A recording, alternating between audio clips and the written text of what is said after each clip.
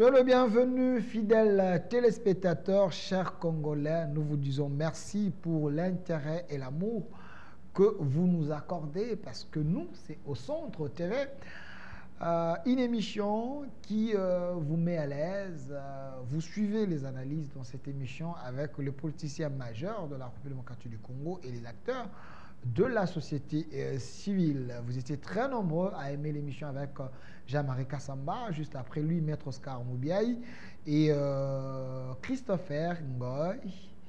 Vous étiez très nombreux, vous m'avez demandé de chercher la tête bien faite de la République, professeur Omeunga.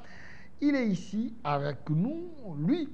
Omeunga Onakudu Jean, professeur ordinaire à l'Université de Kinshasa, département Relations internationales, directeur du Centre de recherche des géopolitiques, géostratégie et développement durable. Il est également membre de l'Union sacrée et aussi il est expert au ministère des Droits humains. Il est ici avec nous un scientifique vacciné, professeur, qui, sous sa tutelle-là, il y a plusieurs personnes qui s'identifient en lui. Professeur Omeunga, soyez le bienvenu. Ah, merci beaucoup Delphin, ça fait un bon moment qu'on ne se voit pas et j'avais décidé qu'aujourd'hui il faut que je vous appelle pour qu'on essaie d'analyser un peu les problèmes du pays parce que ça vaut la peine qu'on essaye de voir techniquement comment va le pays, qu'est-ce qu'on peut faire. Vous savez que nous sommes là pour contribuer, donner des idées et que les décideurs politiques exploitent ou n'exploitent pas. Raison pour laquelle je crois que je pense que ce serait une belle émission. Alors, professeur Omeunga, avec vous, nous allons décrypter ces grands sujets qui dérangent, qui fait couler beaucoup d'encre et salive dans l'opinion. La situation de l'Est de la République démocratique du Congo. Dans l'Est de la République démocratique du Congo, il y a des tensions. La RDC est agressée par le pays voisin. On cite Ouganda, le Rwanda et d'autres pays complices. On cite également les Kenyans qui jouent le faux jeu contre la République démocratique du Congo. On va en parler. L'infiltration, plus de 30 ans depuis que le Zaïre, depuis les Zaïre jusqu'à aujourd'hui, même si on peut remonter depuis le Congo, il semble qu'il y avait toujours l'infiltration en République démocratique du Congo. On va en parler. Comment mettre fin à cette situation de l'Est qui continue à nous faire du mal? C'est avec le professeur Omeunga, nous allons analyser avec lui et aussi la question de mixage et brassage dans notre armée. Est-ce que ça a aidé l'armée congolaise à aller de l'avant ou ça a favorisé plutôt l'infiltration dans notre armée? Les Ouazalendo appelés patriotes aujourd'hui, même dans des déclarations officielles, on cite le FARDC accompagné des Ouazalendo. Est-ce que ces Ouazalendo peuvent bénéficier de la légitimité? Est-ce une violation de la Constitution par le président de la République? Parce que j'étais avec Jean-Marie Kassamba ici, qui a dit, après les mandats du chef de l'État, il risque d'avoir des problèmes pour avoir utilisé les Ouazalendo et les doter leurs armes. Avec un professeur qualifié de la République démocratique du Congo, nous allons tenter d'analyser toutes ces questions. Mais d'entrée des jeux, professeur Omeunga, est-ce la RDC a la malédiction d'avoir une classe politique savante mais infiltrée? Bon, je ne sais pas, malédiction, qu'est-ce que vous voulez dire par là, mais une classe politique savante et puis infiltrée, c'est ce qui pose des problèmes à cause de cette infiltration politique et aussi au sein de l'armée. Bon, c'est pourquoi je le disais depuis longtemps, dans toutes mes déclarations politiques publiques, que la guerre à l'Est représentait un enjeu majeur pour le président de la République dans son deuxième mandat. Et j'avais dit déjà que cette fois-ci, comme il y a un enjeu à l'Est, c'est-à-dire essayer de terminer avec la guerre de l'Est, il fallait au moins l'implication de plusieurs paramètres, militaires, diplomatiques et politiques. Mais comme vous me posez une question claire, disant est-ce que la classe politique est infiltrée? Effectivement, c'est infiltré. Parce que, peut-être on verra, à ce moment-ci où la RDC est en train de mener une guerre à l'Est avec un pays voisin, le Rwanda, accompagné avec ce supplétif, le M23, on ne devait pas, en tout cas, et j'ai lu beaucoup d'ouvrages en tant que professeur de géopolitique et de géostratégie, j'ai lu le problème de l'histoire des guerres partout en Europe. Quand il y a la guerre comme ça, on ne pouvait pas avoir de divergences au niveau de la mobilisation vis-à-vis du président de la République. On devait faire un bloc, du moins sur le plan politique et la mobilisation, même si on n'échange pas de convictions. Mais quand il y a un enjeu, quand il y a la patrie en danger, je crois qu'il y a une mobilisation forte parce que nous avons vu ça depuis très longtemps en France, révolutionnaire, où il a été menacé par la monarchie de gauche à droite. Il y a eu beaucoup de mesures populaires qui étaient entrées. La loi Jourdan, par exemple, qui demandait, c'est 1792, qui demandait à tout Français d'être un soldat pour défendre la patrie. Et je pense qu'ici, malheureusement, on n'a pas cette vision des choses. Les gens croient que la République, c'est pour le président Tshisekedi, alors que c'est la République, c'est pour tout le monde. La souveraineté, on sauve la souveraineté avant toute considération démocratique, parce que c'est un devoir sacré de la nation à défendre la partie qui est en danger. Donc je pense que pour répondre à votre question, effectivement, c'est une classe politique infiltrée, mais nous pouvons louer les efforts du président de la République qui est en train parfois petit à petit de voir qui sont pour, qui sont contre, parce que dernièrement, nous avons vu dans des chaînes de télévision, parfois certains acteurs politiques qui hésitent même de citer un pays agresseur. C'était choquant, très choquant de voir un acteur politique qui se dit être patriote, qui voudrait sauver le Congo, mais entre-temps ne veut pas citer les noms du pays agresseur. C'est terrible ça. Comment on pouvait vivre, avoir une classe politique avec des gens maintenant? Et d'autres, parfois, ils essaient de faire des voyages, des allées, donc des va-et-vient à l'extérieur, et ils reviennent au pays pour dire que non, nous pouvons sauver le Congo. Alors que nous sommes confrontés à deux choses. La patrie en danger, la souveraineté est engagée, et puis atteinte à la sécurité de l'État.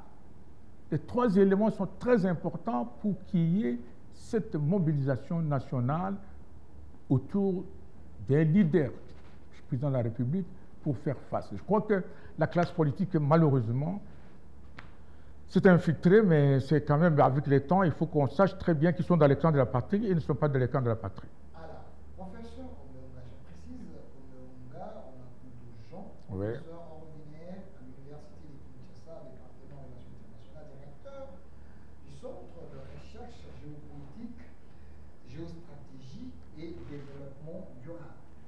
Vous êtes également expert au ministère de droits humains. Ouais. Professeur, j'aimerais être direct avec vous. Qui vous a donné, vous, les gens du pouvoir, la magie ou la formule de détecter, de certifier ceux qui sont dans les camps de la patrie et ceux qui sont les antipatries? Si Félix Tshisekedi lui-même est la porte pour que le M23 aujourd'hui tue des Congolais, ceux qui sont contre Félix Tshisekedi, pourquoi vous les qualifiez des antipatries? Ou bien je ne peux pas bien suivre, vous dites que le président Tshisekedi est la porte. Parce que les opposants l'accusent, ceux qui sont en Nairobi l'accusent d'être la porte du malheur qui nous arrive aujourd'hui à l'Est.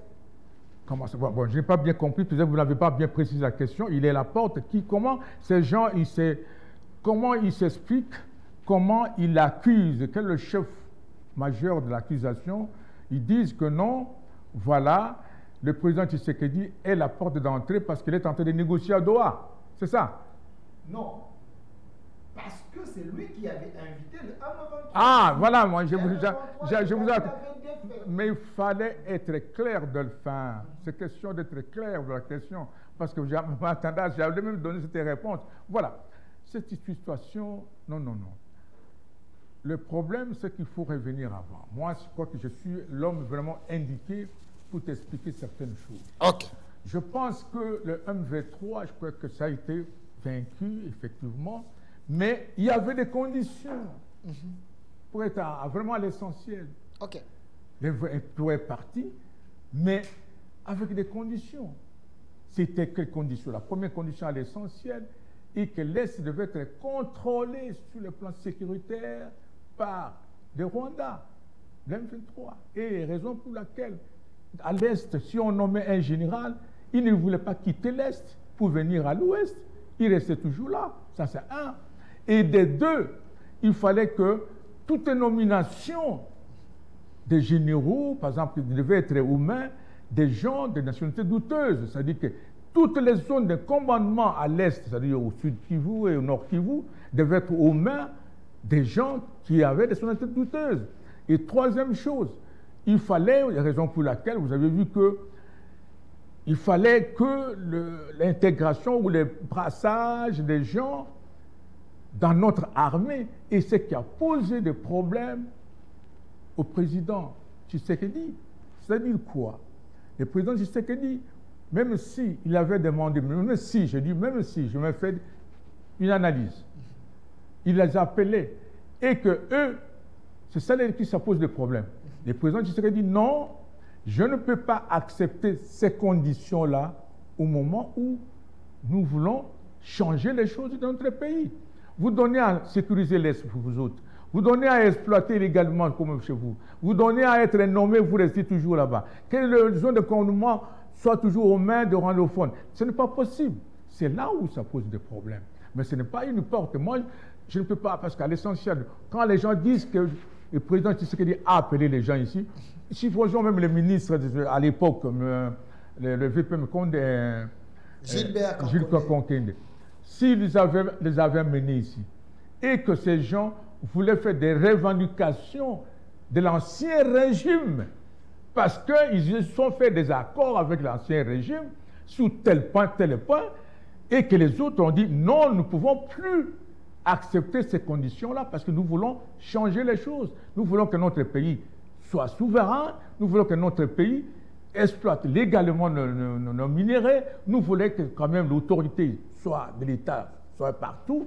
On ne peut pas qu'à chaque fois qu'il y avait une nomination, il faut qu'on demande de Kigali. Il ne faut pas à chaque fois qu'il y avait telle chose, on demande de Kigali. Il ne faut pas qu'il y ait la vérification des choix des FDLR, il faut quand même mélanger l'armée rwandaise et puis l'armée congolaise. Non, de telles choses, il fallait les éviter. Voilà, ça a posé des problèmes.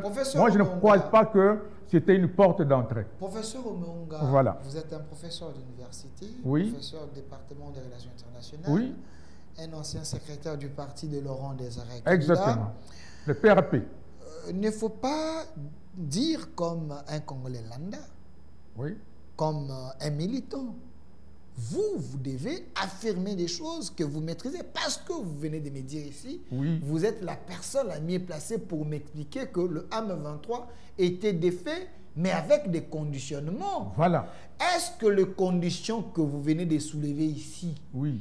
que le M23 avait accepté d'être défait en restant avec l'Est, que tous les généraux qui pouvaient être nommés devaient avoir la nationalité rwandophone, devaient vérifier les zones stratégiques. Oui. Vous avez trouvé ça où? Ça, ce n'est pas les discours de 10e rue, les discours des fanatiques. Vous, comme professeur, est-ce que vous pouvez tenir ces genres de discours? Non. Sur base de quels documents que vous confirmez ce que vous dites ici? Oui, parce que le problème, c'est que la question a été mal posée.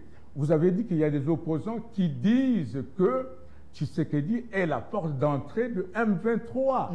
C'est pourquoi je dis parce non. Parce qu'il les avait invités ici, ils ont été défaits sous Kabila. Vous dites que vous êtes la personne la mieux placée, vous connaissez la vérité, et puis vous avez avancé ce que vous venez de dire. Pourquoi je dis je suis la personne la plus indiquée. Sur base de quel document? Vous venez de me dire, vous venez de dire aujourd'hui que moi j'étais le secrétaire général du PRP. Parti de Laurent Désiré Kabila. Mais entre-temps, nous on soutenait le régime en place, la fois passée. Et moi-même aussi, j'ai été déjà parfois dans des discussions politiques, pour ne pas être discussion politique. Il y a un document, effectivement, il y a un accord qui a été signé en 2013, si je ne me trompe pas, où ces conditions sont claires là-bas. Ces conditions claires, je ne peux pas inventer. Signé par Raymond Tshibanda, vous parlez de... Oui, exactement. C'est les documents fantômes qui non, pas fantômes. Non, pourquoi vous ne publiez pas ces documents? Non, le document est là. Et que ce que je vous parle, je n'ai pas inventé. Je n'ai pas inventé rien, ça ne vient pas du ciel comme ça. Pourquoi vous n'avez jamais publié ces documents? Ces documents se trouvent dans quelle archive? Parce que jusqu'à aujourd'hui, il semble que c'est du cosmétique du régime. Mais vous voyez, moi je suis toutes les raisons. Il y a certaines choses que ce n'est pas la peine de publier. Vous me demandez, est-ce que les gens qui disent que Tshisekedi a invité les gens ici, est-ce qu'il y a un document où on voit que ils ont invité ici, que Tshisekedi dit donc, ok, moi je vous donne l'argent. Il y a une déclaration du chef de l'État, le même qui avait dit, ils étaient ici, mais c'est Gilbert Kankonde qui l'avait invité. Oui, mais ce que vous vous dites, quel est le document qui atteste la véracité de ce que vous vous dites, que c'était les conditions imposées par l'M23 pour qu'il y ait la paix, pour qu'il y ait un semblable de paix à l'est de la République. Vous me demandez les documents, je crois qu'il fallait demander, parce que moi je n'étais pas dans les affaires ou dans une institution. Et si vous avez demandé au président, au ministre Kakonde, où se trouveraient les documents, il va vous expliquer. Nous avons appelé ces gens ici, parce qu'il y a eu tel document. Nous avons voulu confirmer s'ils pouvaient intégrer de nouvelles conditions ou ils devaient rester dans les conditions qui ont été signées avec l'ancien régime. Demandez ça. Mais moi, je vous dis que non. Dans le cadre de la solidarité du régime passé, nous étions au courant que non, il y a telle chose, tel document, tels accords, telles actions passées. Et vous me demandez comme si je détenais ces documents. Non. Vous me demandez comme si je détenais les documents. Si j'étais un ministre, si je travaillais à la DEMIAC, si je travaillais à l'ANER, j'allais me demander, mais vous qui comptez les services, est-ce que vous pouvez me présenter des documents? Mais moi, je vous dis, peut-être si j'étais dans une réunion quelconque et que nous avons entendu à l'ancien régime parler de ça, j'allais vous dire que non, voilà, c'était ça. Mais quand vous me demandez de donner les documents, c'est comme si j'étais un responsable à cette époque-là qui devait détenir ce document-là. Alors, professeur Omeonga Onakundu, je précise que vous êtes membre de l'Union Sacrée, vous êtes expert au ministère de droits humains, vous enseignez les relations internationales à l'UNIKIN. Une question directe, pourquoi aujourd'hui, sous Tshisekedi, l'homme qui a refusé d'adhérer aux conditions du M23, il est incapable de terminer la guerre de l'Est. 7 ans aujourd'hui, il avait dit qu'il se sentirait président s'il met fin à cette guerre de l'Est, à l'agression de l'Est. Malheureusement, vous concluez tout de suite que non, il est incapable de mettre fin à la guerre alors que... C'est ce que les opposants disent. Non, mais... ce n'est pas le cas. Non, on ne peut pas tout de suite là, jusqu'à présent. Est-ce que quand le Goma a été pris, la ville de Goma a été prise, est-ce que nous nous trouvons dans une autre situation? Oui ou non? Nous nous trouvons dans une autre situation. On commence à récupérer petit à petit. Et là, je reviens, parce que là, peut-être, il fallait peut-être me demander la question autrement. Pourquoi Tshisekedi n'a pas déclaré la guerre quand la guerre a commencé? Voilà, je pouvais vous dire autrement. C'est pourquoi je vous ai donné condition que, à l'époque, et je soutiens les chefs de l'État de ne pas déclarer cette guerre à l'époque, parce que ces gens devaient arriver à Kinshasa par rapport aux gens qui étaient infiltrés, l'armée était infiltrée à fond de comble. Et que tous les responsables militaires de l'époque, parce qu'on a changé maintenant, étaient presque des traîtres, avec les brassages.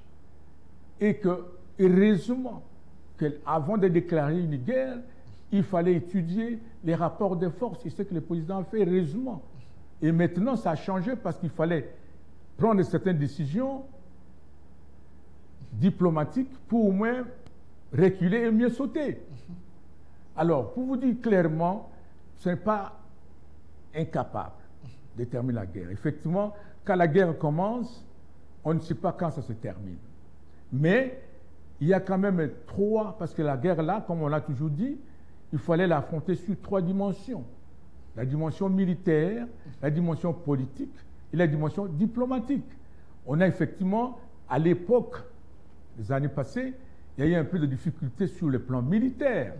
Mais maintenant, je crois qu'on ne sont plus dans les mêmes conditions. Et deuxième chose, sur le plan diplomatique, je crois que le président de la République a fait un travail de titan. Le fait tout simplement de changer l'opinion internationale qui a été manipulée par les Rwandais pendant des années sur l'histoire des génocides, sur l'histoire des génocides et puis l'histoire d'Hitler. Maintenant, toutes ces conditions-là ont été quand même dévoilées autrement et maintenant, la RDC est dans une position diplomatique honorable parce que maintenant, on a vu que non, beaucoup de pays, même de certaines grandes puissances qui étaient contre la RDC, maintenant, ils commencent déjà à condamner les Rwandais. C'est que ça suppose qu'il y a quand même des avancées sur le plan diplomatique. Est-ce que ce n'est pas du cosmétique parce qu'aujourd'hui, malgré leur condamnation, la RDC, le pouvoir de Kinshasa n'a pas récupéré Goma, n'a pas récupéré Bukavu, et les gens continuent à mourir. Le M23, l'AFC continue à imposer leur administration là-bas. En quoi cette diplomatie est avantageuse au peuple de Goma et de Bukavu?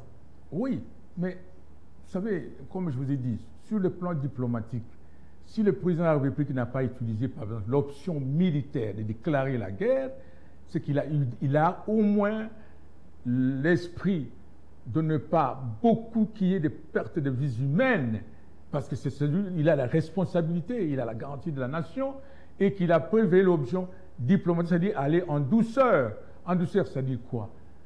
Maintenant, les Rwandais condamnés, toute la communauté internationale condamne les Rwandais.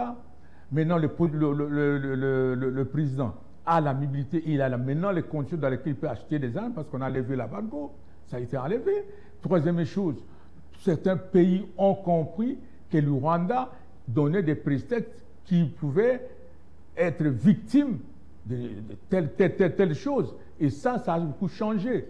Mais il y a 2 choses que vous pouvez comprendre dans cette affaire-là. La première chose, c'est que quand on fait la diplomatie, les résultats n'est pas à la minute. Il y a les gens qui critiquaient à fin de compte qu'il a beaucoup voyagé, mais les résultats n'existaient pas. Mais actuellement, est-ce qu'on ne lui donne pas raison? Est-ce que le Rwanda n'est pas condamné? La résolution 2773 est claire. On condamne le Rwanda et on demande le Rwanda de... Les retombées de ces condamnations pour le peuple de Kivu et Bukavu qui sont en train de nous regarder maintenant, quelles sont les retombées de ces condamnations? Il semble que c'est du cosmétique. Cette communauté internationale est en train de vous poudrier, est en train de vous distraire parce que le mandat de Tshisekedi reste une année et quelques mois. Je voulais dire ceci. C'est peut-être la conclusion que j'allais donner, mais vous voulez que j'anticipe. Non. La situation de l'Est, quelles que soient les actions diplomatiques qu'on est en train de mener, il faut revenir sur l'organisation interne, même en perspective. C'est ce que je voulais donner comme vous me donner comme conclusion. C'est-à-dire quoi je voulais dire? C'est-à-dire, quelles que soient les transactions diplomatiques, la responsabilité interne est très importante. C'est-à-dire quoi? Dans les perspectives à venir, où on peut voir la RDC en perspective d'une puissance régionale ou sous-régionale, il faut qu'il y ait une bonne gouvernance dans le sens des défis à relever. Sur le plan militaire, il faut des réformes. Et c'est ce qu'ils sont en train de faire. Vous avez vu à l'Assemblée nationale, il y a des programmations militaires qui n'avaient pas, maintenant ça se trouve. Deuxième chose, il y a maintenant, comme on peut faire, la diplomatie de défense. C'est-à-dire qu'on commence à parler sur l'expertise, on commence à parler sur l'achat de la technologie, on commence à parler sur certaines logistiques sophistiquées. Donc, avec le temps, avec des formations, je pense, avec la formation d'une unité spéciale, avec la formation des jeunes, le nombre, la dimension humaine, ça a augmenté au niveau de l'armée. C'est quelque chose qui se fait progressivement. Mais les gens qui sont dans la rue voient comme si il faut faire vite, vite, vite. Effectivement, il y a des morts, nous déplorons. Il y a des morts. Mais la guerre ne se termine pas d'un coup comme ça, alors que la guerre a des dimensions. Vous savez que les M3 étaient soutenus par d'autres puissances. Le Rwanda, il était comme le canal de vendeurs de minerais stratégiques. Tout ça, il fallait quand même essayer de dégorger les Rwandais, de mettre à nu ce mensonge-là, de mettre à nu la manipulation rwandaise pour essayer de prendre un bon chemin. Mais ce que je voulais dire en fait, quand on dit que non, les gens sont en train de mourir, effectivement, il faut déplorer. Mais sur l'action diplomatique, il y a vraiment des avancées. Mais c'est pour dire que toute action diplomatique doit être accompagnée de la défense. C'est-à-dire que les deux sont complémentaires. Quand on a une bonne diplomatie, on a une bonne défense. Quand on a une bonne défense, on a une bonne diplomatie. C'est pour dire que non, en tant que spécialiste, même si nous menons des actions d'OA, États-Unis, on doit revenir sur l'organisation de notre système de défense. Alors, voilà. On va évoquer la question de la défense, mais j'aimerais qu'on reste sur les plans diplomatiques. Professeur Omeunga, pourquoi vous, les scientifiques congolais, vous devenez de plus en plus improductifs, stériles et constipés? Vous n'arrivez pas à éclairer les dirigeants afin de trouver la solution. Tenez, la France, un pays recélé, parce que nous avons identifié le Rwanda comme un pays voleur de nos minéraux. La France, les Qatar, les États-Unis et autres, des pays receleurs, c'est ces pays que vous, la République, vous allez vers eux pour que ce pays puisse vous trouver la solution. Est-ce que vous êtes aveuglé ou vous êtes envoûté? Non, comment vous pouvez dire que non, les professeurs ou les gens, les intéressés sont aveugles? Non. Non, vous n'aidez pas les pays, non, apparemment. Non. Vous n'éclairez plus la nation, parce que les scientifiques je ne peux pas... sont censés avoir la torche pour éclairer même le politique. Ça dit quoi? Comment on peut éclairer la politique? Il y a des responsabilités partagées. Imaginez, je vous ai demandé, bon, je vais être un peu clair avec vous. Ça fait plus de 20 ans, je sais quand je commence, l'ancien régime, que le professeur Omeunga, spécialiste de l'histoire de défense, j'ai demandé depuis très longtemps de créer un organe qu'on appelait Comité scientifique de défense. C'est-à-dire qu'on pouvait faire un dialogue permanent entre les scientifiques et le monde politique et militaire, des experts militaires. C'est-à-dire quoi? Au moment où nous avons la guerre, parce que on ne peut pas venir à la télé donner des stratégies militaires, donner des contributions, ça c'est du jeu, donc ça c'est rien. Alors qu'il fallait un cadre sérieux, des réflexions, comme on était par exemple aux affaires étrangères. Avec Chokitou. À chaque fois, déplacement du ministre de VPM, quelque part, il y avait déjà une réunion technique des experts, de la présidence, de la DEMIAP, de l'ANR, de la police, des affaires étrangères, de la DGM, de l'intégration régionale, pour un cas précis que le ministre va aller à la SADC pour tel endroit, et on combine ces idées. Ce n'est pas à la télé qu'on donnait ces idées, c'est dans un organe technique, une série technique, pour moins discuter ça. Et si le monde politique est un peu indifférent à ce que nous disons, comme je vous ai dit, il n'a jamais eu cet organe-là. Alors que j'ai parlé à la télé plusieurs fois l'ancien régime, comme maintenant je l'ai dit. Donc, comment voulez-vous qu'on dise que non, les professeurs ne contribuent pas, on ne veut pas venir à la télé, dire que bon, pour telle stratégie vis-à-vis du Rwanda, voilà, nous devons faire ça, faire ça. Mais ça, c'est de l'amusement. C'est sérieux de l'amusement. Alors qu'il y a certaines choses qu'on peut dire dans une réunion technique par rapport aux études que nous avons faites, qu'à telle chose, il faut ça, il faut ça, il faut ça, il faut ça. Mais nous n'avons pas cette occasion. Et puis, avec l'histoire, avec les comportements, comme vous avez dit, de la classe politique, il est très difficile de s'affier à n'importe qui. À n'importe qui. Vous pouvez donner une information, alors vous donnez déjà un traître. Vous donnez une information, alors vous donnez un infiltré. C'est pourquoi il y a des choses qu'on pouvait s'organiser sérieusement, de tels organes. Et deuxième chose, quand vous dites que non, on laisse le président aller à Doha, aux États-Unis, en France. Vous savez, dans la diplomatie, même si on vous dit que celui-là vous insulte, vous pouvez lui dire bonjour, mais il fallait que vous savez l'objectif que vous voulez atteindre. Ce n'est pas que vous dites, un ennemi vous dit bonjour, et vous lui dites bonjour, qu'on va vous prendre pour un néant ou un idiot. Non.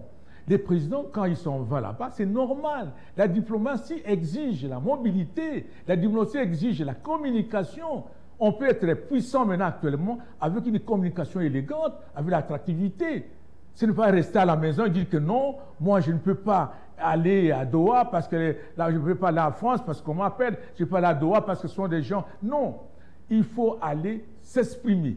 Il faut aller donner votre opinion. Il faut aller dire là-bas devant le public que c'est non. Il faut aller dire devant les États-Unis que oui, je peux signer, mais à telles conditions. Et la France, vous demandez qu'il y a telle chose, oui, j'accepte, mais il ne faut pas faire la chaise vide. J'ai connu des problèmes, j'ai vu des problèmes, le régime est passé, où on a eu beaucoup de problèmes avec des partenaires stratégiques. Alors, c'était en défaveur de la République. Alors, professeur Omeonga, il ne faut pas faire... Est-ce que vous me donnez raison que la mobilité diplomatique est importante? Je ne vous donne pas raison. APJ au peuple de juger, c'est au peuple de trancher. Vous dites que la politique de la chaise vide ne paye pas, mais la politique stérile aussi ne paye pas. La politique du fainéantisme aussi ne paye pas. La politique... que le régime Tshisekedi est en train de faire selon les opposants et disent que Tshisekedi accepte d'aller faire humilier les Congos ici dans une conférence en France avec Macron, où Macron, président RSLR des minéraux des Congolais, décide de la réouverture de l'aéroport de Goma en présence du président Tshisekedi. Félix Tshisekedi a-t-il vendu la souveraineté de la RDC à la France? Non, mais ça, c'est la première chose que peut-être vous êtes devant un professeur des relations internationales, un professeur qui donne la diplomatie. Je voulais que vous diminuiez un peu la teneur de certains mots. Quand tu dis moi, je pose des questions. Des questions énervantes de l'opposition qui pense sauver le Congo entre les mains de Tshisekedi, qui ne prend pas la gestion du pays ou les pays au sérieux, selon les opposants. Mais les opposants ne disent pas que une diplomatie néant feignante, une diplomatie faible, selon eux. Non, mais faible, ce n'est pas néante, ce n'est pas faible. Je crois que la nuance des mots, que je voulais dire. Non.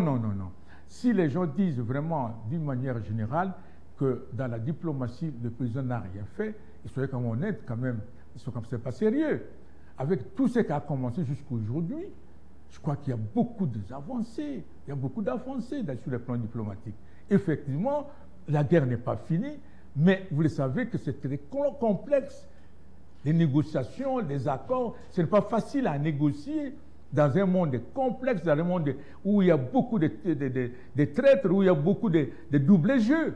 Ce n'est pas facile. Ce qui est important, c'est que je pourrais vous donner raison, que nous demandons au président de la République, là où il s'en va, là où il part, il faut qu'il s'accompagne avec une bonne expertise. Là, je peux vous donner raison.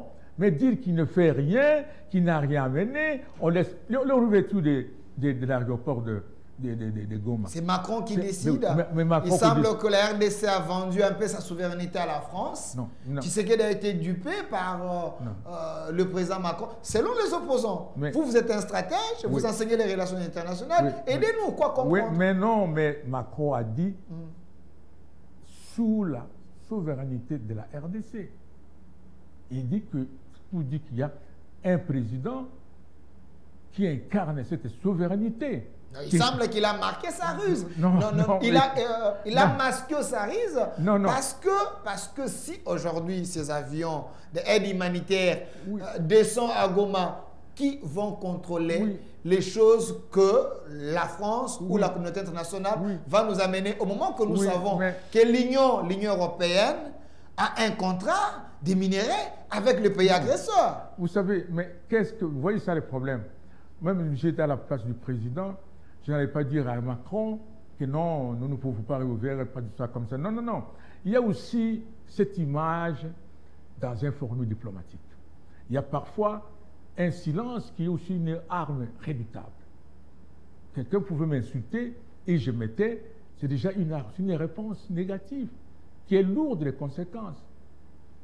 Si le président Macron dit que non, on va aller à Goma, les conditions humanitaires, vous avez vu juste après, avant même que la RDC essaie de faire beaucoup de déclarations, c'est le ministre des Affaires rwandaises qui a dit non, nous ne pouvons pas accepter cette ouverture parce que l'M23 n'a pas encore dit quelque chose. Et deuxième jour, c'est l'M23 qui dit non, nous ne voulons pas cette ouverture. Donc pour dire que non, on ne peut pas répondre à toute déclaration politique dans le monde public sous le plan diplomatique. On peut parfois observer les silences qui vous donnent raison.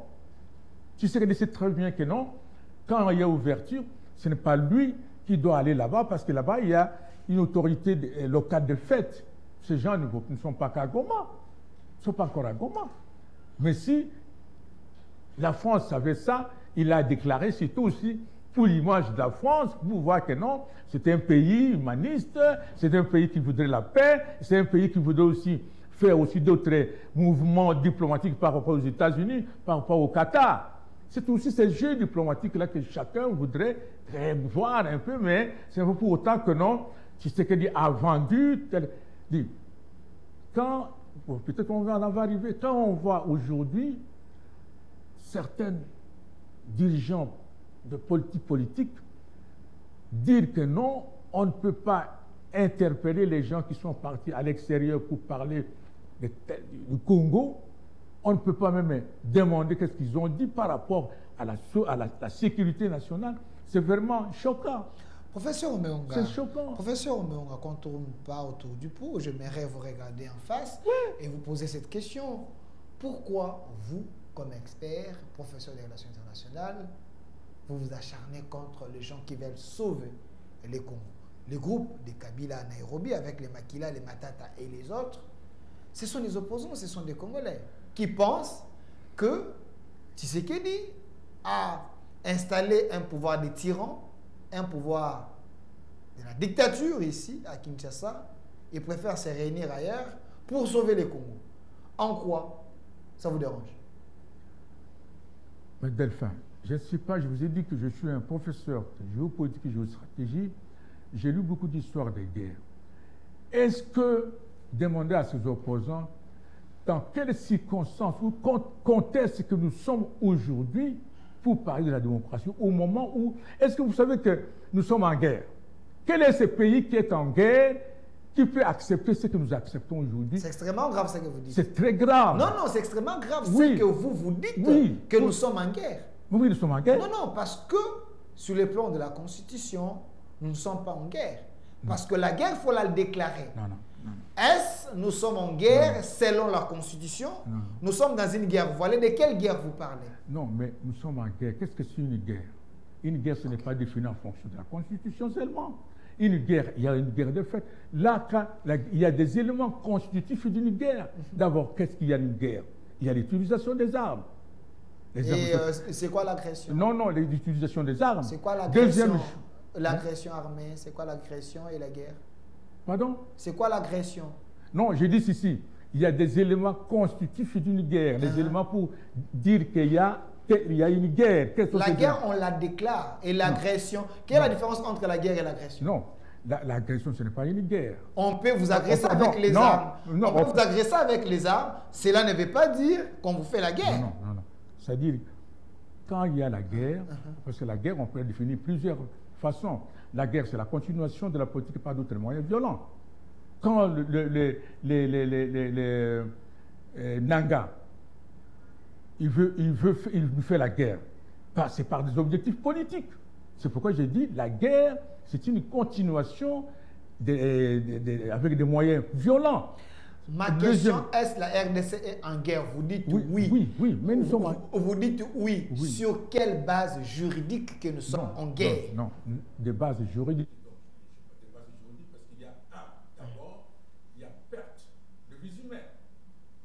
Nathan, j'arrive. Okay. Parce que non, je comprends ce que vous voulez me demander. C'est-à-dire que vous voulez, pourquoi est-ce que le président de la République a déclaré officiellement la guerre contre les Rwandais? C'est ce que tu veux me dire en fait. Non, il n'a pas déclaré la guerre parce que vous dites que nous sommes en guerre. Est-ce qu'il y a une déclaration de guerre? Non. Pourquoi vous confirmez que nous sommes en guerre? Comme un professeur, il y a vos étudiants, il y a les étudiants qui sont en train de vous suivre. Mais tout à fait, vous dites qu'est-ce que l'élément juridique qu'on peut déclarer que c'est une guerre. C'est pourquoi je vous ai dit, quels sont les éléments qui constituent la présence d'une guerre? Ok. Je vous ai dit ça. Il y a l'utilisation des armes par rapport à deux pays. Il y a les rapports des Nations Unies qui démontrent clairement que les unités spéciales rwandaises ont agressé, ont traversé notre frontière pour venir tuer. Il y a des pertes de vies humaines, il y a les dégâts économiques. Et pourquoi nous faisons des déclarations, pourquoi nous faisons des négociations de gauche à droite? Et vous-même, vous avez dit ici que les gens sont en train de mourir à l'Est alors que les prisonniers ne font rien. Les gens sont en train de mourir à Bukavu et les prisonniers ne font rien. Après, vous me demandez, non, il n'y a pas une guerre. Professeur, et je vous ai dit, non, s'il vous plaît, professeur, j'aimerais que nous puissions rester sur des bases légales. Oui. Le Congo est agressé, oui. Qu'il y a la présence d'une armée étrangère ici, oui. Oui. Mais l'État congolais n'a pas encore déclaré une guerre de manière officielle. Non, mais donc, ce qui veut dire, pour un étudiant, pas une guerre. Pour un étudiant qui est en train de vous suivre, oui. Si on lui pose la question, est-ce que la RDC est en guerre? Il dira non, parce qu'il n'y a pas une déclaration sur le plan de droit, sur le plan constitutionnel de la guerre.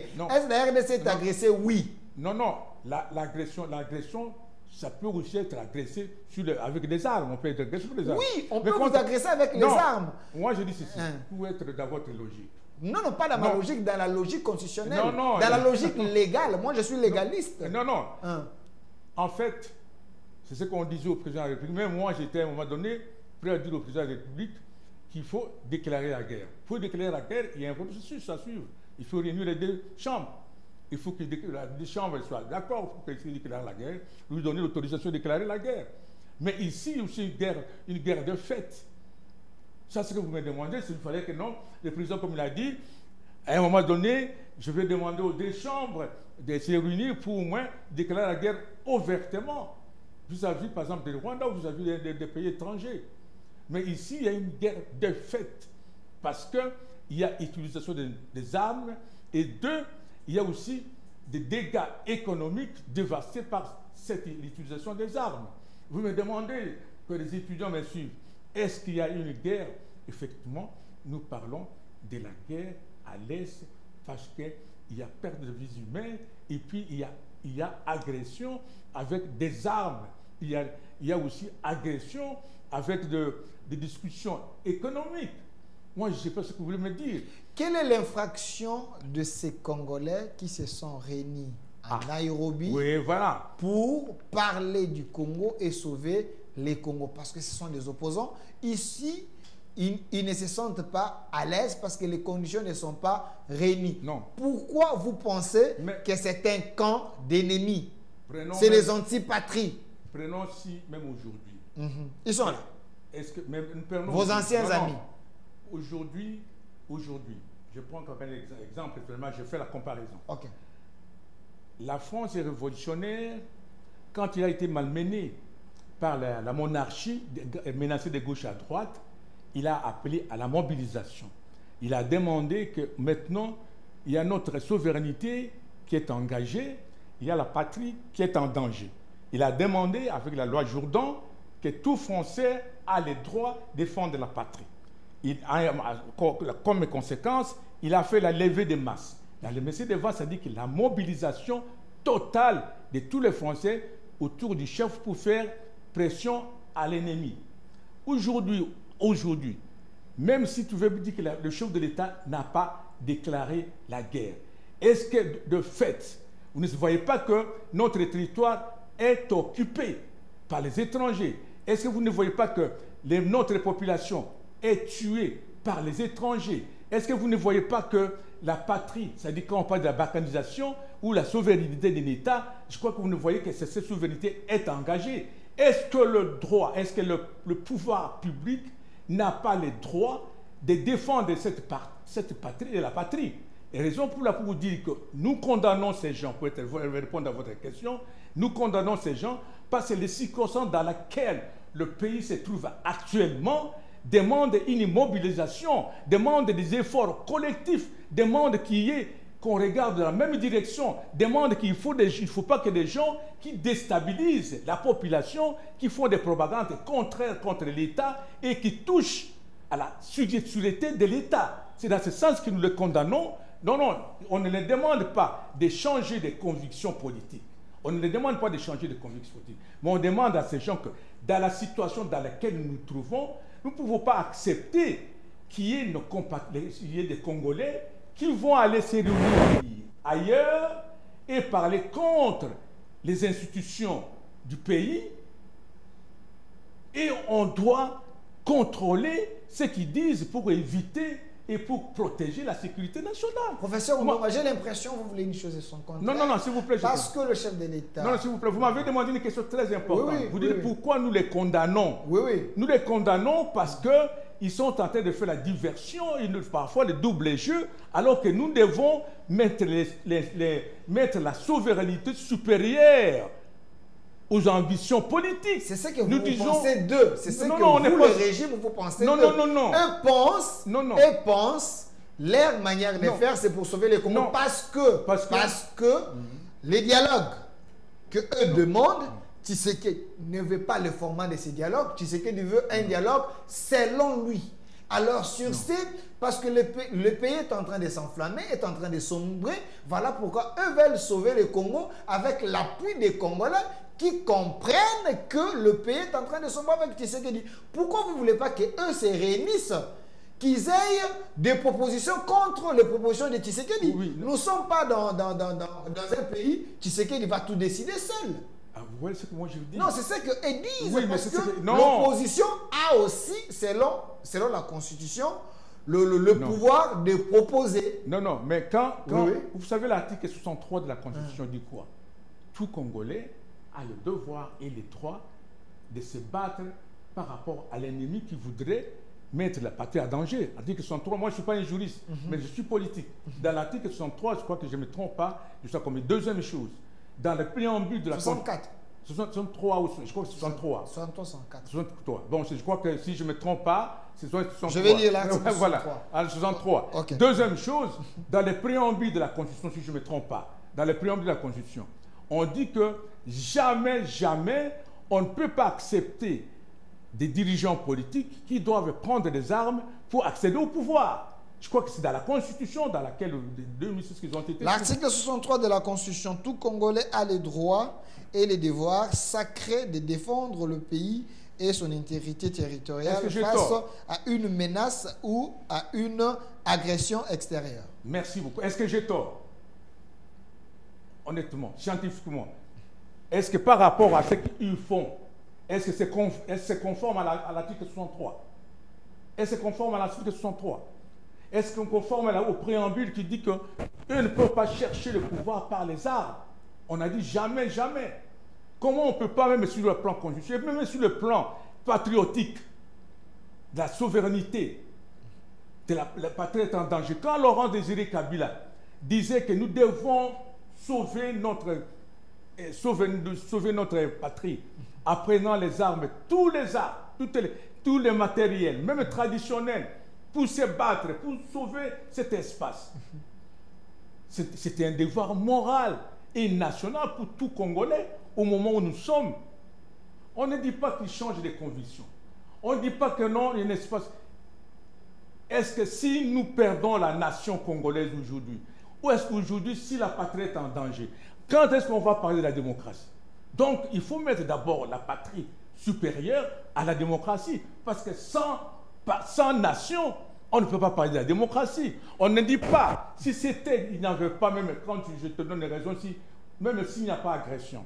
Mais au moment où on sait très bien que nous sommes confrontés à une agression, à une guerre à l'Est, qu'est-ce que les gens devaient faire en principe, s'ils sont de bons citoyens, s'ils sont des patriotes? Par rapport aussi à 63, par rapport aussi au préambule de la Constitution. C'est dans ce sens-là que le Premier ministre, le ministre de l'Intérieur a dit que non, ces gens par rapport à la Constitution, par rapport aux droits, aux devoirs de tout Congolais, de tout civil, raison pour laquelle même les Vanzalindo, ce sont des patriotes congolais. Vous ouvrez une boîte à Pandore? Non, oui, vous ouvrez une boîte à Pandore avant de parler de Wazalindo. Comment ça? Mais j'aimerais que nous puissions retourner parce que vous, Oui. vous semblez féliciter les ministres, les VPM de l'Intérieur, Oui. avoir suspendu leur parti politique. Est-ce que quand Tshisekedi avait appelé l'opposition à Genval, Joseph Kabila avait également suspendu le parti de ceux qui étaient là? Mais, Donc Kabila fils, c'est un démocrate plus que Tshisekedi alors. mais on dirait que je parle dans le désert. Est-ce que nous avons les mêmes circonstances? Parce Actuellement, vous condamnez le président que non, Goma est tombé. Je ne condamne pas, je pose des questions. Oui, bon, vous voulez dire, mais la question que le président opposant pose, que non, le président, le Goma est tombé, la partie est prise, Bounangane n'est pas là, tout ça. Mais comment lui peut faire au moment, ce n'est pas la même chose que dans l'époque de Kabila où tu dis que non, est-ce qu'il a fermé les partis politiques? Si nous étions dans une situation normale et qu'aujourd'hui, tu sais que se lève le matin, il dit non, moi je n'aime pas la déclaration de tel parti politique, je n'aime pas tel... Il faut fermer.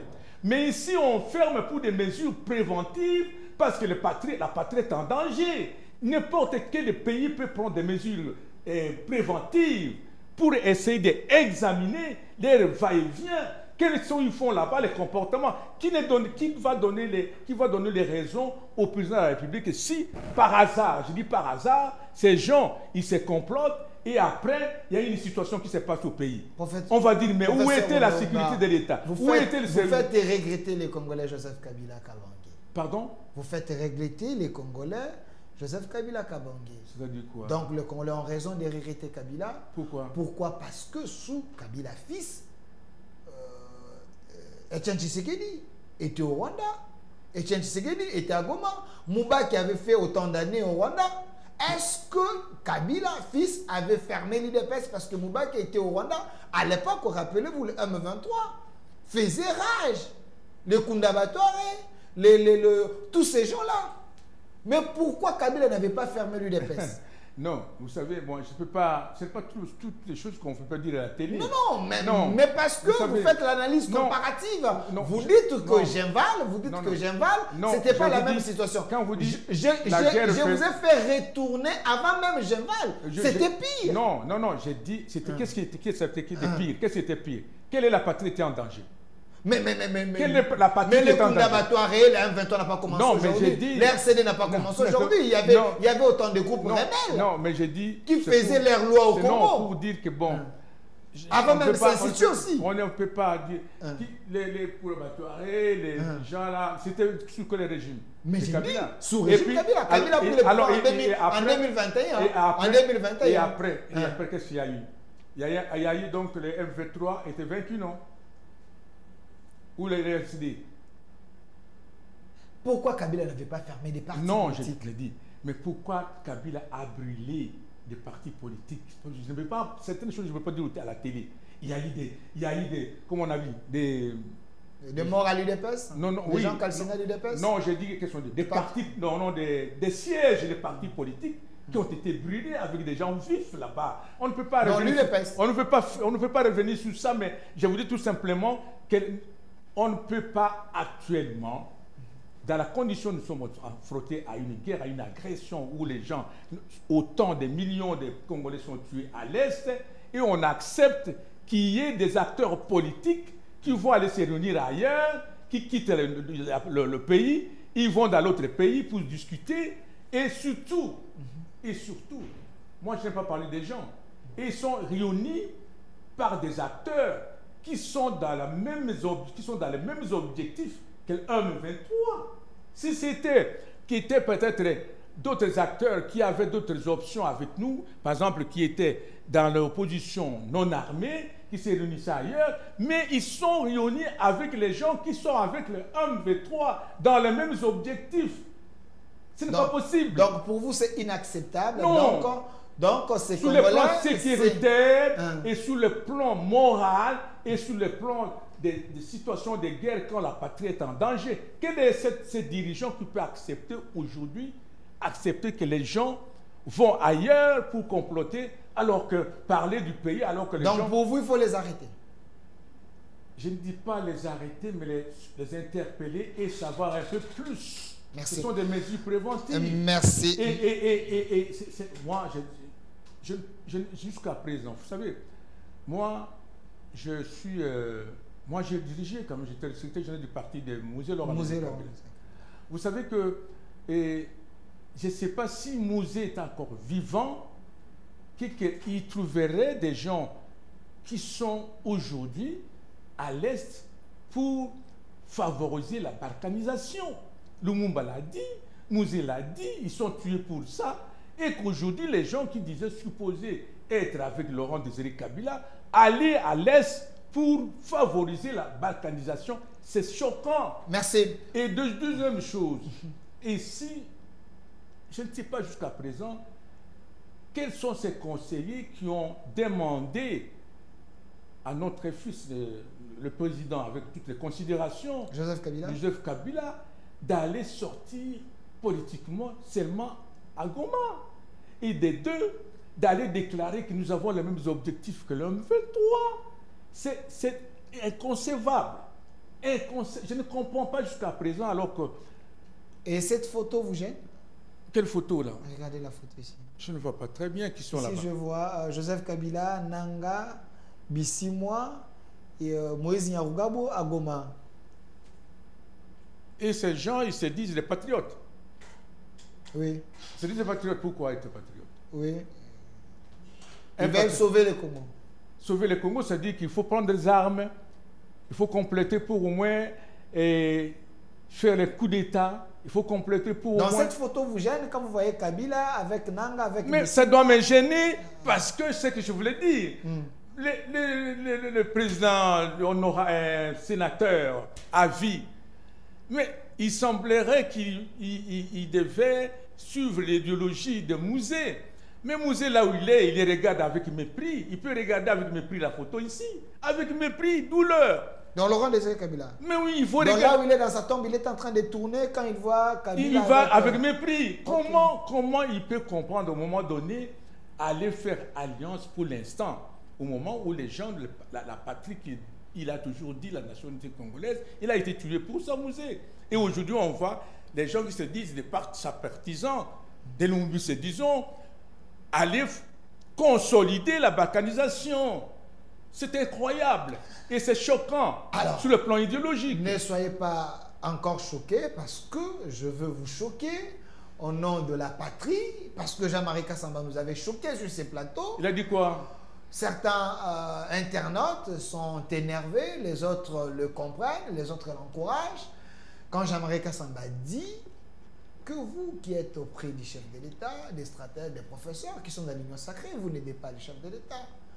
Les Ouazalendo constituent un danger pour la République et aussi le chef de l'État risque d'avoir des problèmes après son mandat pour avoir donné les armes aux Ouazalendo qui sont des civils. C'est une violation de la Constitution. Il a même évoqué l'article 64 de la Constitution. Vous avez travaillé avec Mouzé. Vous étiez le secrétaire général de son parti politique. Est-ce Jean-Marie Kassamba a raison? Non. Bon, Jean-Marie Kassamba, c'est un journaliste que je considère beaucoup. On se connaît très bien. Il était en France comme moi. Et nous sommes dans une association des Congolais de l'étranger. Nous sommes ici, on a quitté la France. J'ai beaucoup de respect vis-à-vis de lui. Et puis, c'est un jeune frère qui me respectait beaucoup. Mais je crois que là-bas, s'il a déclaré, je n'ai pas suivi très bien ça. Mais je ne crois pas sur base de quoi? La première chose, dans la Constitution, l'article 63, là, est-ce qu'on parle seulement des militaires? Il y a des alinéas. Est-ce qu'on parle seulement des militaires qui doivent défendre la patrie? On ne parle seulement des militaires. On parle des civils, on parle de tout Congolais, n'est-ce pas? Il y a l'article 64 et 63 que je lise. Quel article? Vous parlez de quel article? 63, là, on nous venait de lire. 63. Tout Congolais Voilà. a les droits et les devoirs sacrés de défendre le pays et son intégrité territoriale face à une menace ou à une agression extérieure. Ok. Est-ce que les Wazandali, ce sont des militaires ou sont des Congolais? Congolais. Ce sont des Congolais. Est-ce qu'ils n'ont pas droit conformément à l'article 63? Parce que maintenant, le pays est agressé. Apparemment, oui. Pas apparemment, vous aussi, il ne faut pas être un peu comme vous n'êtes pas un opposant. Je ne suis pas un constitutionnaliste Non, pour interpréter moi, la Constitution. Moi, je suis pas Ici, j'ai lu. Moi, je ne suis pas constitutionnaliste. Mais je ne peux pas interpréter. Non, je ne peux non. pas interpréter. Je dis, non. selon il y a des choses qui se voient logiquement. On dit tout Congolais. Dans tout Congolais, on peut avoir des militaires, on peut avoir des civils. N'est-ce pas? C'est la logique. Ce n'est pas moi, je ne suis pas constitutionnaliste, moi, je ne suis pas juriste. Moi, je ne suis pas juriste. Mais toi, tu n'es pas juriste. Mais nous, c'est qu'il y a on peut dire des contenus intellectuellement. Alors, deuxième chose, Wazalendo, ce sont des patriotes qui défendent la patrie, qui défendent leur terre, qui ont une légitimité populaire pour défendre la patrie. Bon, ça c'est, je peux être honnêtement, scientifiquement, dire effectivement, un encadrement légal ou un encadrement légal, ça peut donner quand même un peu plus de consolidation à leurs actions, mais ils ont le devoir national et moral de défendre les intérêts de leur patrie. Parce que je crois que, je ne sais pas sur quelle base, on peut parler, il y a la légitimité, on se trouve devant la légitimité, et puis parfois l'encadrement peut-être légal, mais il faut savoir que les Wazalendo sont encadrés et sont des alliés des forces armées. Mais c'est ce que Jean-Marie Kassamba dit. Oui. Ça devient un peu compliqué parce que même dans les communiqués officiels, on dit FARDC et Wazalendo. Oui. Parce que deuxième alinéa de l'article 63 que vous venez de nous donner, on a bien dit ceci. Un service militaire obligatoire peut être instauré dans les conditions fixées par la loi. Mais oui, mais c'est pourquoi j'ai dit, je suis honnête. J'ai dit, il y a un devoir moral et national de la légitimité parce que le pays, la patrie est en danger, conformément à l'article 103. Les Wazalendo, de ce côté-là, ils ont raison totale de défendre leur patrie, la patrie, les Wazalendo. Et ils sont encadrés, effectivement, par le RDC, c'est-à-dire c'est comme les alliés de RDC. Là, il y a droit. Mais rien n'empêche qu'avec le temps, que cela soit institutionnalisé, que cela soit encadré par une loi ou un encadrement légal. Vous voyez ça? Donc, pour l'instant, il y a deux niveaux. Les niveaux Wazalendo, on ne peut pas arrêter les présidents de la République parce que les Wazalendo ont tenté de défendre le patrie, parce que c'est constitutionnel. Et vous avez lu.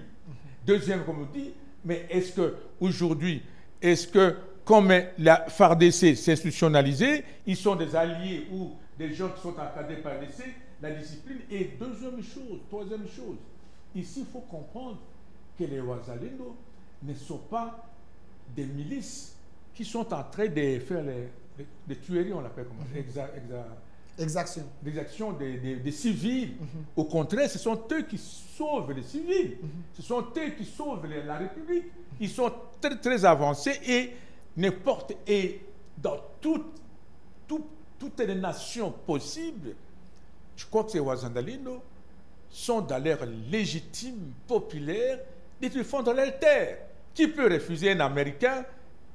D'ailleurs, même en Suisse, vous allez voir qu'ils sont des paysans, qui sont aussi des policiers, des civils, qui sont aussi des policiers pour défendre la terre.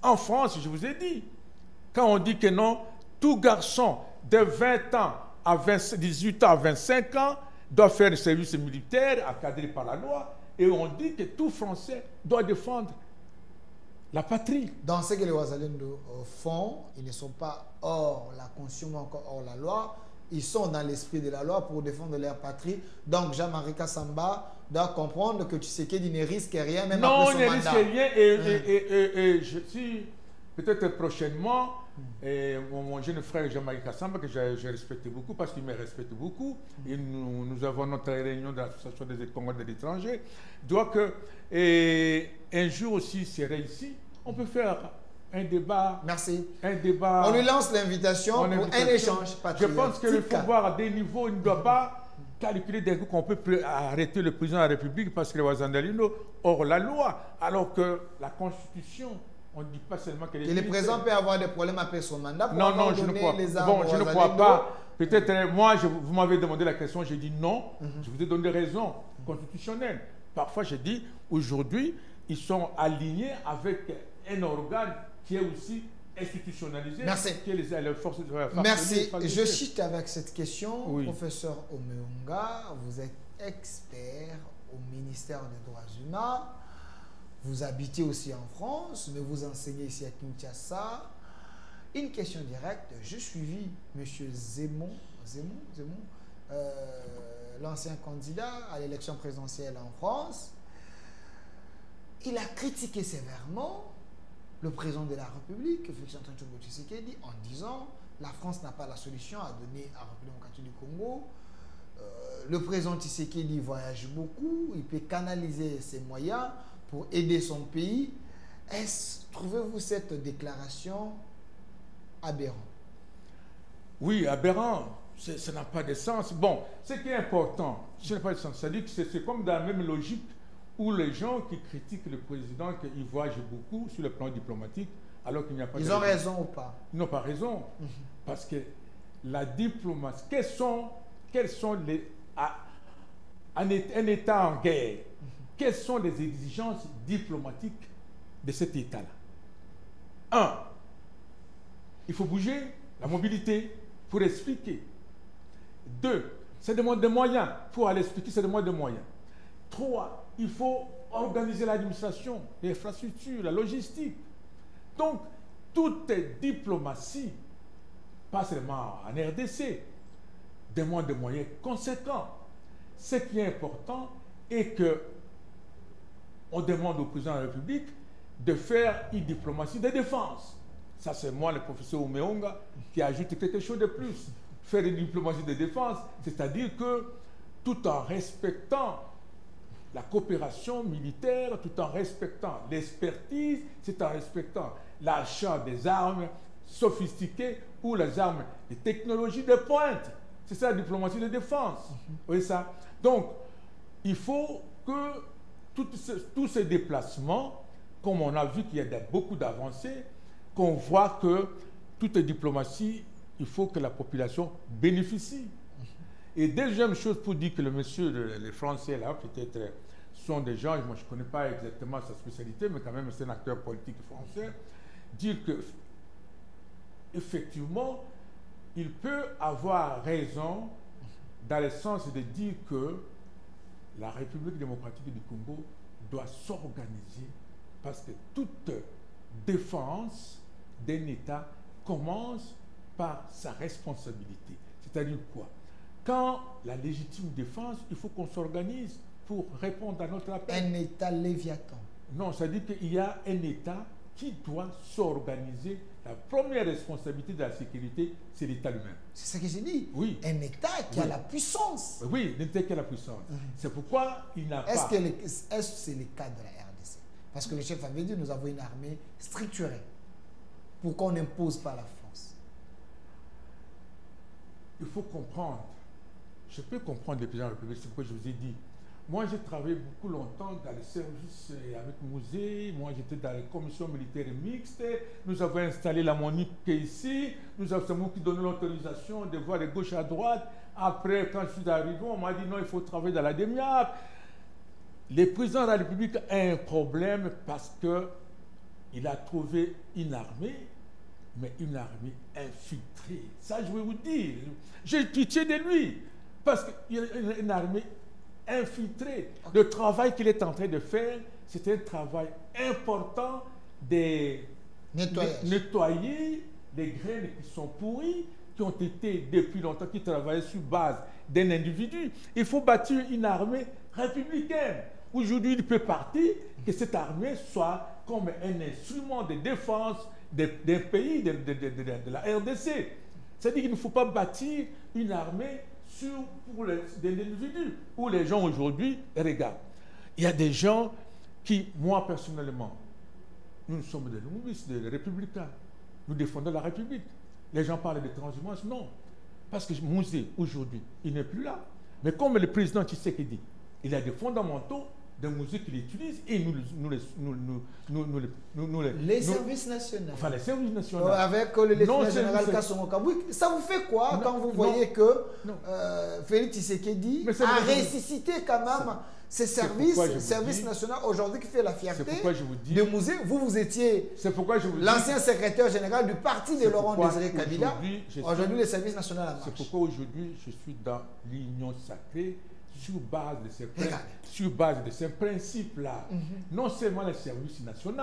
Mais aujourd'hui, quel est un dirigeant politique qui a télé rwandais par rapport à la souveraineté, par rapport à la patrie? C'est Tshisekedi. Beaucoup de gens faisaient de l'hypocrisie. Ils se disaient, oui, nous sommes tranquilles, alors que les pays étaient en train de partir. Mais aujourd'hui, il est seul dirigeant par rapport aux gens que vous m'avez montrés ici. Qui est ce dirigeant qui, aujourd'hui, fait face et parle clairement que nous ne voulons pas ça? Le Rwanda nous a fait ça, et on ne peut pas. Quand il dit de bâtir une paix durable, la paix durable, c'est quoi? C'est-à-dire qu'il ne faut pas faire des accords d'hypocrisie. Dire que non, je vous donne l'argent, je vous donne le pouvoir, vous restez ici, mais entre-temps, laissez-moi tranquille. Non, il faut faire une paix qui va rester, même s'il partait aujourd'hui, et que le RDC est toujours puissant et qui peut se défendre. Plutôt que de faire des accords. Alors, vous avez conçu le service national avec Mouzé. C'était quoi l'objectif du service national? C'était quoi l'avantage d'un service national sous Mouzé en arrivant. Comme ancien secrétaire de son parti politique. Oui, mais malheureusement, qui a été victime du régime passé parce qu'en étant secrétaire général, aucun membre du PRP du pays, aucun membre n'a été promis, même un directeur, même un DG. Oui, il n'y a rien. Le parti de Mouzé, il n'y avait aucun membre. 18 ans, témoin là, Kambere est là. Je peux lui demander que le professeur Omenga a dit ça, quel est un acteur politique du PRP qui a été promis à l'époque de l'ancien régime? Personne. Même sa vision, la vision de Laurent Désiré était par terre. Non, la vision, nous on avait cette vision. Moi j'ai mené la campagne de PRP avec des documents sur la vision des musées qui étaient différents du PRP-PRD. Alors, ici, qu'est-ce que Mouzé voulait avec le service national? Le service que Félix Tshisekedi a ressuscité avec le lieutenant général Kassongo Kabouik. Mouzé, en arrivant ici, un grand stratège militaire révolutionnaire, a trouvé que, un visionnaire, il dit, comme nous sommes dans un grand pays, plein des ressources, nous serons convoités. Les gens vont nous en vouloir. Alors préparons déjà des stratégies de défense et stratégies d'offensive. C'est-à-dire quoi? En créant le service national, c'était d'abord la cohésion des jeunes gens. Parce que quand on envoie les gens là-bas, ça forme une famille, une unité. Et de là, on sort bilingue ou trilingue. On connaît les Chiluba, on connaît les Swahili, on connaît les Kikongo, l'histoire comme ça. Et des deux, c'est-à-dire ça permet aujourd'hui, vous savez, nous pouvons mener une longue, parce qu'il parlait de longue, donc une guerre populaire. Aujourd'hui, nous pouvons, avec le service national, on peut faire 20 ans une guerre, on ne peut pas manquer à manger. On ne peut pas manquer la farine. Donc les gens vont faire du pain, les autres vont faire des maniocs, les autres vont faire telle chose, et nos militaires ne peuvent pas dépendre de l'étranger quand nous avons une guerre. C'était le deuxième élément. Le troisième élément, c'est qu'ils voulaient aussi que ces produits soient remplis dans des cantines populaires qui devaient aider les gens qui n'ont pas de moyens, parce que lui, c'est le peuple. Les pouvoirs devaient venir du peuple. C'est pour le peuple, notre cité devise que non, les pouvoirs, c'est le peuple. Les pouvoirs, donc le peuple est les canalisations du pouvoir. Donc, il ne fallait pas oublier ces peuples-là. Et c'est pourquoi il dit, avec les produits ici, on peut faire des cantines populaires dans des zones les plus reculées où les gens pouvaient acheter à un prix dérisoire. Le cas aujourd'hui, en Bujimaï, le maïs c'était... Voilà. Les sacs c'était à 94 000, mais sous Tshisekedi avec les services nationaux, c'est à 50 000. Voilà. Ici, dans les camps, c'est à 18 000 francs. Et ça, Mouzi Oussa voulait aussi avec ça, dans des communes, dans des universités, que ces gens, les étudiants, aient leurs cantines qui peuvent acheter avec le moyen qu'ils avaient. Et ça formait une cohésion. Ça formait une cohésion. Alors, professeur Omeonga, j'ai appris qu'avec le lieutenant général Kasongo Kabouik, commandant du service national, on est en train de monter une usine ici pour coudre les tenues militaires, les objets militaires, ici en Télé. On est en train de faire ça. Les services nationaux aujourd'hui, dans des bancs, dans les universités, on a pris des bâtisseurs, les anciens Koulouna. Est-ce que ça vous fait la joie, vous les muséistes, aujourd'hui? Nous, à notre... Ah bon, j'ai dit, avec le musée, il n'y avait pas de Koulouna, en fait. Mais aujourd'hui, avec les Koulouna, mais quand même, on les a récupérés. Ils sont devenus des bâtisseurs. Il n'y avait pas de Koulouna, mais maintenant, c'était une bonne idée de reprendre les gens qui sont dans des situations difficiles et les mettre au service de la nation. Vous voyez, les gens de Koulouna sont devenus des menuisiers, des bâtisseurs, ils sont devenus des mécaniciens. Et le général Kasongo, il est en train de faire des œuvres sociales, il s'occupe de l'éducation. Sous l'instruction du chef de l'État. Voilà, oui, effectivement, il s'occupe de l'éducation. Ça, c'est l'usine de tenues. Voilà les idées que Mouzé a fait, comme vous m'avez demandé. Et malheureusement, nous étions très gênés dans le régime passé parce que ces initiatives fondamentales idéologiques de Mouzé ont été remplacées par les Mukangalozo. C'était remplacé par Mukangalozo. C'est vraiment regrettable. Donc vous regrettez à l'époque quand vous voyez que les idées, la vision de Mouzé, sous son fils, c'était par terre. C'était par terre. Moi, j'ai dit même, je ne sais pas, tous les gens des mousistes, même moi je demandais aux gens, il y a beaucoup de gens, de mousistes qui travaillent avec. Donc vous les mousistes aujourd'hui, vous êtes content de Tshisekedi, du président Tshisekedi pour avoir ressuscité encore le service national. Je vois autour du président actuel beaucoup de mousistes. Beaucoup de mousistes. Ah, c'est vrai ça? Ils sont là, ce sont des ministres. Je vois déjà. Mais sous Kabila, il n'y avait pas de mouséistes ministres. Non. Mais sous Tshisekedi, quand même, il est entouré de mouséistes. Oui, je vois déjà. Bon, je ne vais pas citer les noms, des gouverneurs qui sont devenus ministres, des cadres politico-militaires qui sont devenus des ministres, qui sont devenus des piliers importants de le régime ici. Merci. Mais pour vous dire tout simplement que nous avons regretté et nous sommes très contents que les idées fondamentales et idéologiques des musées sont reprises par le président actuel. Et ça fait la cohésion. Et cette cohésion, ce n'est pas seulement avec les dialogues qu'on peut faire la cohésion. On peut faire la cohésion avec les actions sociales. Avec les services nationaux, les actions du service national. On peut faire. Ce n'est pas, je ne vois pas parce que Nanga vient ici qu'il y a la cohésion. Merci. Merci, j'ai dit également un grand merci au chef de l'État et au lieutenant général Kasongo Kabouik. Il y a des musées qui sont très contents de lui. Donc, vous les muséistes, vous lui envoyez un message pour dire que le musée est très content de lui. Là où il est, il les regarde avec vraiment beaucoup de joie. Il regarde le lieutenant général Kasongo avec... Parce que c'est l'œuvre principale des musées qui a été abandonnée par les stades de Mokangalozo qui... Vraiment, c'est regrettable. Merci, professeur Omeonga. Regardez la caméra. Que les gens retiennent quoi de votre prestation d'aujourd'hui? Pardon? Que les gens retiennent quoi de votre prestation d'aujourd'hui? Je pense qu'aujourd'hui, par rapport à l'émission, la première chose que je demande, qu'il y ait la mobilisation de tout le monde autour du chef de l'État pour défendre la patrie. Nous ne disons pas que le parti politique qu'ils disparaissent, nous ne disions pas qu'ils changent de convictions politiques. Mais dans toutes circonstances où l'État est agressé, la patrie est en danger, la souveraineté est engagée, on a toujours demandé la mobilisation, un sursaut collectif de tout le Congolais. Alors aujourd'hui, on ne peut pas être distrait, on ne peut pas collaborer avec des gens qui peuvent déstabiliser, désorganiser la mobilisation.